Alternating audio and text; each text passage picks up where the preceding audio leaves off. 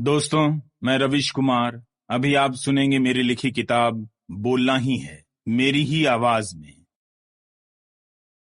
भूमिका। 2019 आ चुका है। दुनिया एक नए रंग में हमारे सामने है। जिस समय मैं यह नई भूमिका लिखने बैठा, तभी व्हाट्सएप पर यह मैसेज आया, आज तेरी लिंचिंग की जाएगी। लिंचिंग अंग्रेजी में लिखा है और उसकी स्पेलिंग गलत है। LYNCHING की जगह LEANCHING लिखा गया है। हम जिस लिंचिंग के खतरों की बात करते हैं, वो अब कुछ लोगों के लिए सामान्य कार्य हो चुका है। किसी से असहमति होने पर उसकी लिंचिंग करने का ख्याल आना अब आम बात की तरह है। झारखंड में 17 जून को तबरेज अंसारी नाम के युवा को लोग खंभे से बांधकर रात के 1 बजे से लेकर सुबह 6 बजे तक मारते रहते हैं। पुलिस देर से आती है। तबरेज को अस्पताल ले जाया जाता है। डॉक्टर उसका ब्लड प्रेशर तक रिकॉर्ड नहीं करते, वह मर जाता है। ऐसी ही भीड़ थी जिसने दिल्ली से सटे बुलंदशहर में इंस्पेक्टर सुबोध कुमार सिंह को मारा था। वे उस भीड़ को नियंत्रित करने की कोशिश कर रहे थे जो महाव गांव के खेतों में गाय का कंकाल देखकर हिंसा पर उतारू हो गई थी। यह 2018 के दिसंबर की घटना है। तब इस तरह की हिंसा गाय के नाम पर हुआ करती थी, लेकिन जैसे ही गायों की हालत पर रिपोर्ट आने लगी कि वे गौशालाओं में बगैर चारे के मर रही हैं, गायों के खुले घूमने से खेती चौपट हो रही है, किसान नाराज हैं, राजनीति ने गायों को छोड़ दिया, तो भी इसके नाम पर किया जाने वाला काम जारी है। काम, भय और हिंसा का। इसे जारी रखने के लिए जय श्री राम का नारा आ गया है। वही भीड़ अब जय श्री राम बुलवाने के नाम पर सक्रिय है। वह तबरेज अंसारी से ऐसा करवाने पर उतारू होती है। वह जय श्री राम बोलता है, लेकिन बच नहीं पाता। जो यह भीड़ है, महज शब्द नहीं है। इसमें बहुत से लोग हैं, मारने वाले, मारते हुए देखकर चुप रहने वाले और अपने मोबाइल फोन में वीडियो बनाने वाले। वो तब भी चुप हैं जब बहुसंख्यक समाज के दर्जनों बच्चे इस तरह की हिंसा के आरोपों में जेल में हैं या मुकदमा झेल रहे हैं। आवारा भीड़ का निर्माण तीव्र गति से चल रहा है। यह भीड़ कब कहां आ जाएगी पता नहीं। यह सामान्य बात नहीं थी कि लोकसभा में सांसद असदुद्दीन ओवैसी के शपथ लेने के वक्त जय श्री राम का नारा लगाया गया। यह नारा राम के प्रेम में लगाया गया नहीं था, ओवैसी को डराने या चिढ़ाने के लिए था। जवाब में ओवैसी ने अल्लाहू अकबर का नारा दिया। नारा बनाम नारा का यह प्रसंग लोकसभा की कार्यवाही से निकाल दिया गया, मगर सड़कों पर होने वाली कार्यवाही का यह उद्घोष बन गया। सांप्रदायिक बातें अब राष्ट्रवादी बताई जाने लगी हैं। ड्राइंग रूम की संभ्रांत चर्चा में सांप्रदायिकता अच्छे भोजन के बाद अच्छी मिठाई हो चुकी है। सांप्रदायिकता सिर्फ भौंडे रूप में ही नहीं दिखती है, वो अच्छे संस्कारों में भी जगह बनाती है। फर्क यही है कि जो पढ़े लिखे बेरोजगार हैं, वो अच्छे वाक्यों और तर्कों को गढ़ने की क्षमता नहीं रखते हैं, सीधा मारते हैं। जो पढ़े लिखे लोग हैं, वो मारने का नुकसान जानते हैं, इसलिए हिंसा के समर्थन का शालीन रास्ता अपनाते हैं।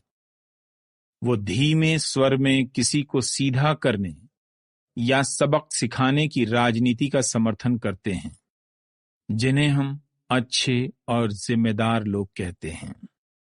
कुछ भी नया नहीं है। भारत और दुनिया के इतिहास में पहले घट चुका है।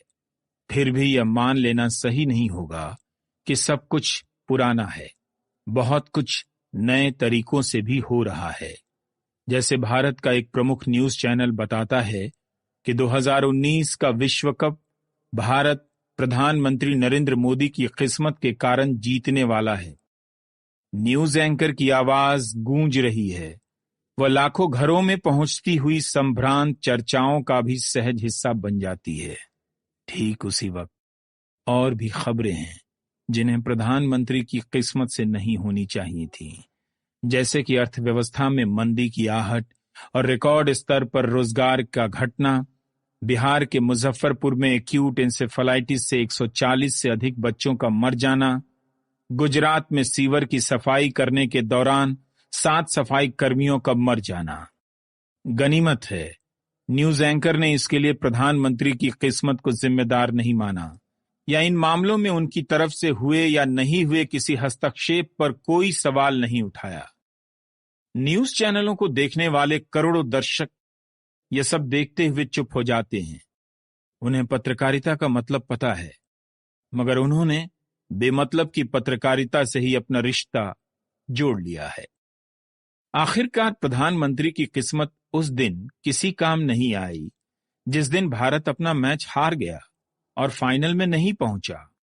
तो भी उनकी किस्मत के भरोसे चैनल और एंकर मौज कर रहे हैं। वे पत्रकारिता नहीं करते हुए भी पत्रकारिता का चेहरा बने हुए हैं। उनकी जवाबदेही समाप्त हो चुकी है।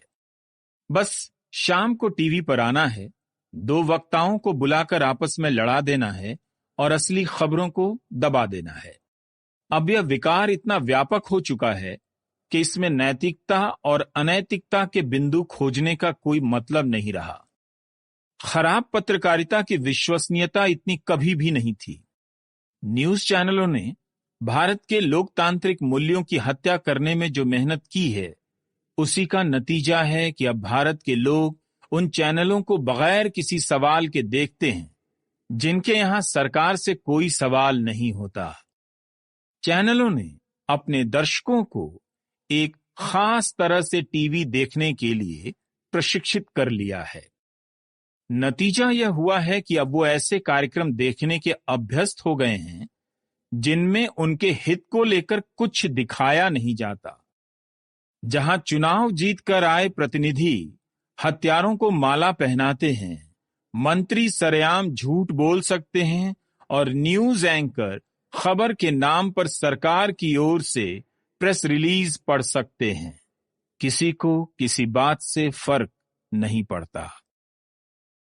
दोबारा केंद्र में सत्ता में लौटने वाली भाजपा सरकार का पहला बजट पेशी के बाद वित्त मंत्रालय ने कार्यालयों में प्रेस इंफॉर्मेशन ब्यूरो पीआईबी का कार्ड रखने वाले पत्रकारों के बगैर इजाजत आने पर रोक लगा दी है।